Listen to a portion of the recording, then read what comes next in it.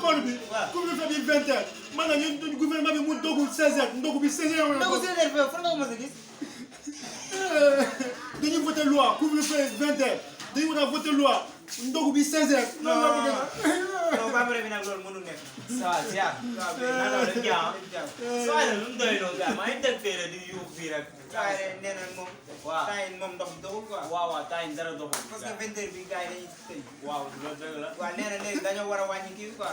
ñu wàññi lan. heure koor gi ndogu bi. ñu def 16h ñu wàññi ndox bi. ndogu bi quoi ñu def 16h. gouvernement bi voté loi. gouvernement dafa voté loi def ko couvre-feu 20h. dañu war a voté loi def ko ndogu bi 16h. moom moo weer koor bi gouvernement moom moo weer koor bi. jóge fi ma ne jóge fi. jóge fi jóge fi.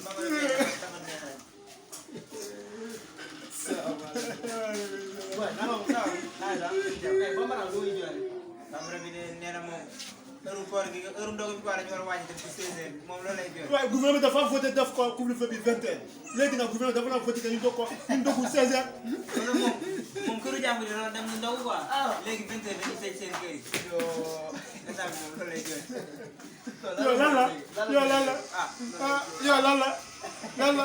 kon yéen yaa ngi fi di wax ak kii. damay wax. kii amul jom war nañu amoo jom. amul jom doo wax lii. voilà voilà. yow benn